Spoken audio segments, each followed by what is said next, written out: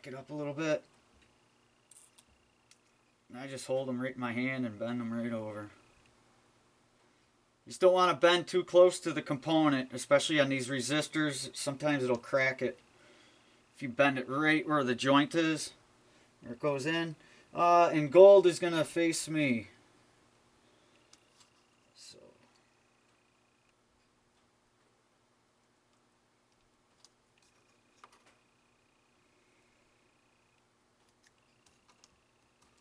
gold to me. It's gold on one side and brown on the other. And it's 1K. It is brown, black, red. So brown, which is 1, black, which is 0, and red, which is 3 zeros.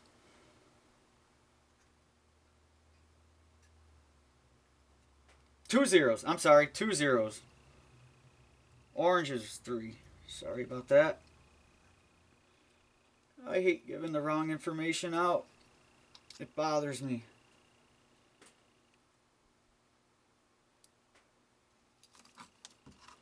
Two and two.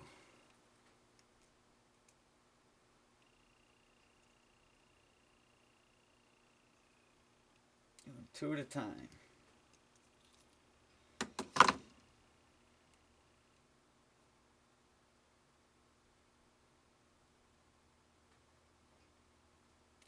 Bent the right way. And brown is on that side, gold to me. Just to make them line up a little better. Get in there. And bend it over so it stays. The buttons stay really well. These will fall right out, so you gotta at least bend one leg, if not two. I try to get away with bending one. Then the other one, while I'm soldering the component, I kind of hold it in place. Sometimes you gotta bend them both, which is just bend them up. That kind of holds it right in place for you. I am interested to see the ones that aren't labeled what them are. If not, I'll have to pull up the schematic and see what they got them listed as. Try not to, so I can just keep moving along here for you guys. Stay with the flow. Gold to me.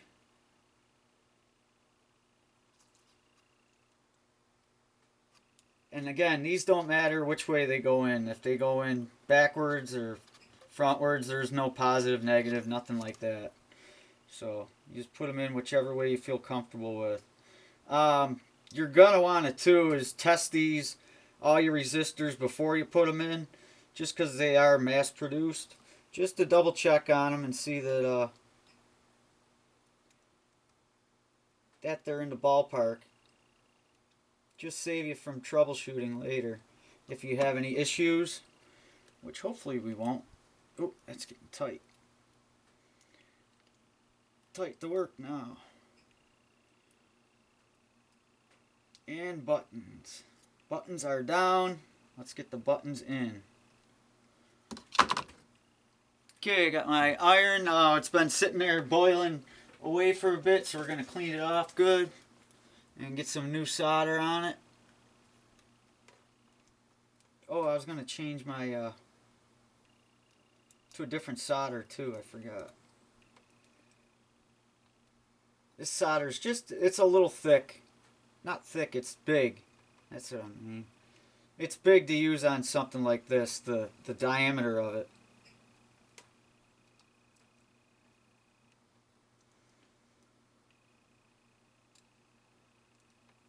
Don't want to flow. I don't know if I didn't clean the very tip of it good or what.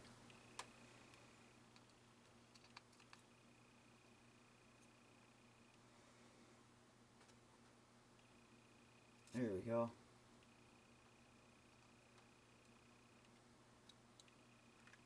Wait, I can feel the flux on it. Very sticky.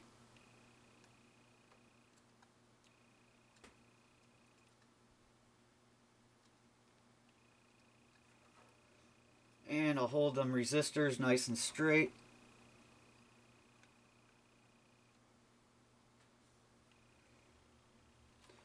Try to keep that so you guys can see it. Damn it, Where is that? Here's my stack of solder. We'll give this solder a try. Is that not blocking you guys?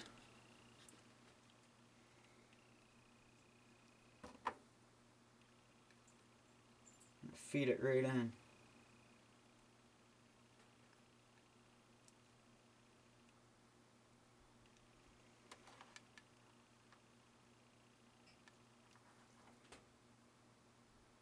Yeah, I think I would be better off fluxing. It just doesn't seem to want to flow. Them little pen fluxers, I just don't think they dispense enough. They work great, you just gotta really get them to put out a bunch of flux. I think that's part of the problem here. Boy, that one just does not want to go. Just doesn't want to flow sometimes.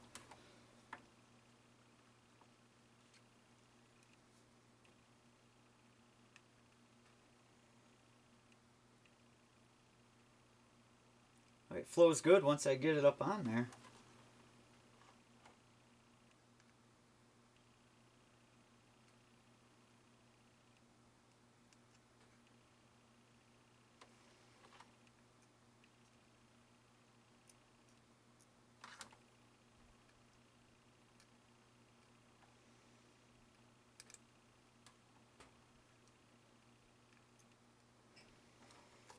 Okay, and these two, they look good. Send them home.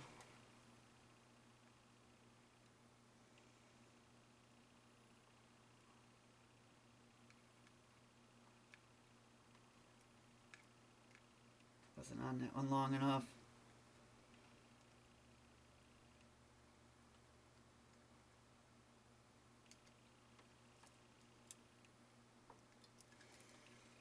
And these two, get these nice and straightened up. My finger on the back side.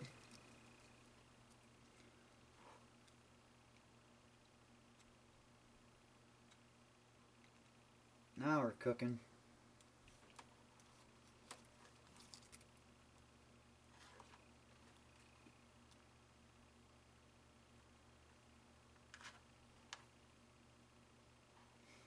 And if you could see my soldering iron, it is starting to get pretty nasty. Build up of flux, burnt flux on it, and just burnt raggedness. See if you can see that. See how nasty it's getting? So it's getting about ready to clean. And that always helps, having it nice and clean. Bang, bang, bang, bang. I know that I missed. Yep, I knew it. I knew I missed. Get some flux right on it, or get some solder right on it after I just cleaned it, so it's not running it dry.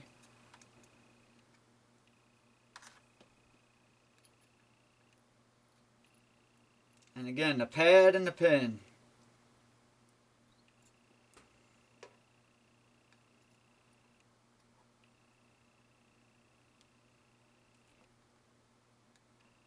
Pad and the pin.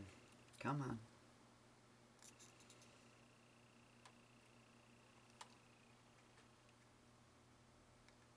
There we go. This one looks like it could use some help. There.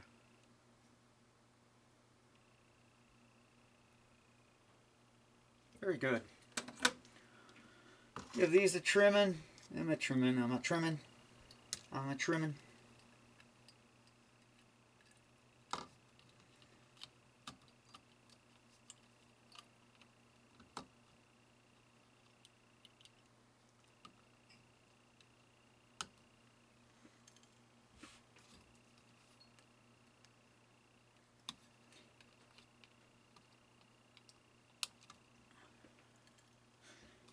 Hope your guys' eyes are out there are better than mine. This would be... It's a little tough to see sometimes. My eyes, it's what I live with. Ever since 10 years ago, everything's haywire. I have my days. Good days, bad days. My eyes are not having a good day today. I have no control over just how they are. Buzz, buzz. Now the buzzer does have a positive and a negative side. And I'm coming to find out that there's actually different types of buzzers too. There is just regular like buzzers like this. They have a positive and a negative. But then there's I guess they'd be buzzers that you peel the top off and they don't have a marking on them. And I believe that them are actual just AC buzzers. And I had to use then my signal generator to make them work. I just went through a whole thing trying to find a buzzer for my multimeter. Should have done a video on it, but I've been reluctant to do videos since I didn't have the camera yet. So now I got the camera, maybe I could do a lot more videos and enjoy it, have it be more comfortable instead of fighting with. It's just so frustrating when you have to download something like 5 times because it always comes back error preparing, not preparing for some reason. 8550, these are all the same. What do we got here?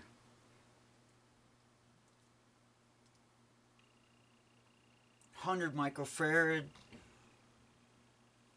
That's going to be, or 100 nanofarad. No, it says microfarad. What?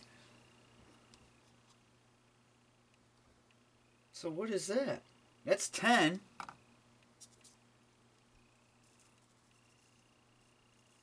Then 104.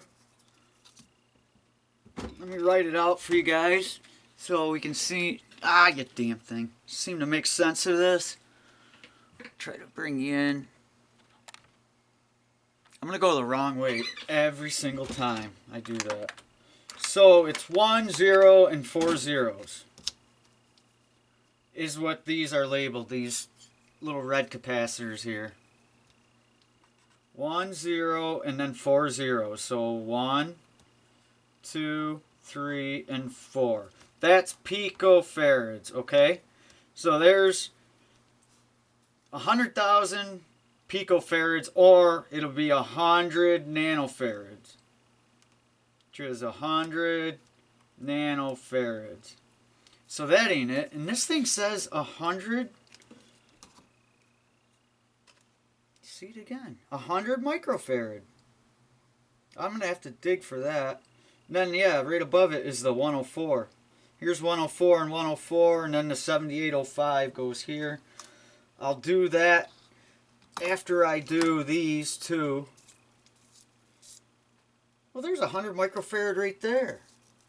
I just wrote down 20. Oh, okay, it's 20 volt. Blame someone else but myself. 25 volt, 100 microfarad. See, it's always somebody else's fault. It could never be my fault. So, yep, they were right. I was wrong, as usual. And because this is taller, I'm going to wait on it. These I will have face outwards, so they're very, hopefully easily readable. And another small one. And if you see what I'm doing here, I'm trying to do these first before I do the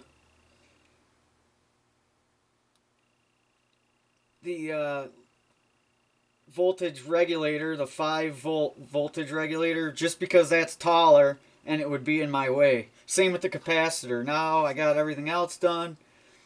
Con 2, which I believe is going to be our connector, which isn't this, is this. There we go.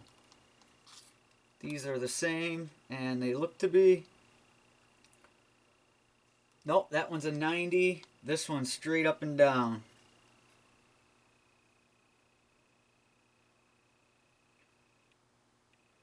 And that looks different. I want to make sure I get this right. Con 2. Ain't going to want to go 90 right into the capacitor, if you can see here. So, going to want to go this way with it. There we go. And that looks right. Then our capacitor. And now is where the point where they're gonna fall out when we flip it over, so we're gonna have to hold on to some things or use some tack. This we can bend over. That'll help hold that. And 78L05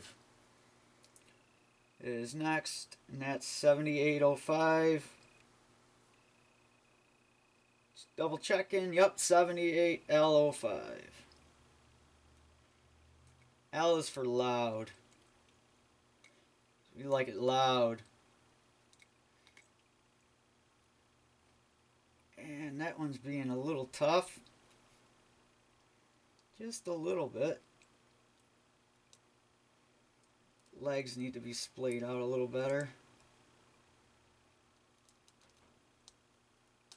There we go. Get my capacitor out of the way and get this down. We'll keep it up off the board a little bit. That way it can... The way I think of it is out away from everything so it can dissipate heat. That's the way I think of it. But sometimes that doesn't work all the time because some components are made to sink heat into the board. So it depends, I guess, on what you're doing.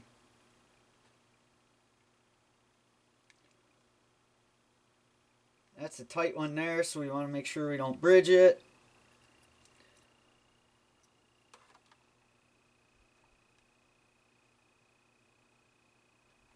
There we go. Oh, jumper's coming out. I should have done that first. I'm going to clean this one up quick. There we go. Got a little extra blob on there. Jumper. There.